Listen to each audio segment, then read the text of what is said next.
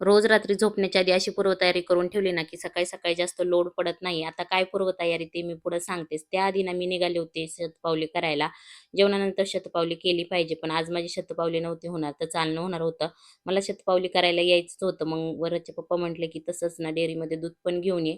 आणि मग कामात काम होणार होतं ना, त्यामुळं मग मी आले इथं दूध घ्यायला. पण दूध यायला अजून टाईम होता, त्यामुळं ना मी इथं भाजी घेतली आणि आता मार्केटमध्ये ना ही गाजरं दिसायला लागलेली आहेत कुठं-कुठं.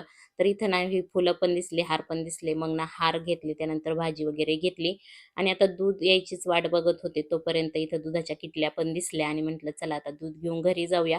दूध घेऊन घरी आले आणि घरी आल्याच्या नंतर ना मी लागले दुसऱ्या दिवशीच्या पूर्वतयारीला.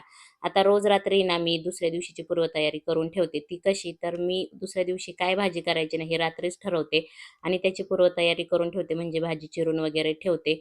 तर ना इथं मी दूध तापाय ठेवलं गॅसवरती. तोपर्यंत ना मी इथं साबुदाणा आहे ना, ते भिजायला टाकायला घेतला.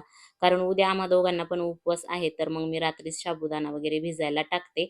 आणि आता वरदला उद्या डब्यासाठी भेंडी द्यायची होती, म्हणून ना रात्रीच मी भेंडी धुवून वगैरे, पुसून वगैरे ठेवते. म्हणजे सकाळी-सकाळी ना पटकन करता येते आणि सकाळी आता फक्त खिचडीच करायची आहे. त्यामुळं ना जास्त काही पूर्वतयारी नव्हती आज, पण तरी पण ना मी बऱ्यापैकी पूर्वतयारी करूनच ठेवते रात्रीची आणि असं केलं ना, की सकाळी-सकाळी आपल्याला जास्त लोड पडत नाही आणि आपल्याला स्वतःसाठी पण वेळ मिळतो.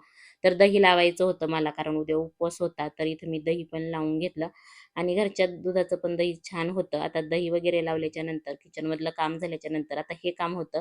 आता घसा आणि ते दुखते बरं वाटत नाही म्हणून ना इथं गोळ्या घेतल्या आणि त्यानंतर ना हा फेस वॉश मी 2-3 दिवस झाले वापरते. खूप छान रिझल्ट आहे याचा. आता हे शेवटचं काम झालं माझं.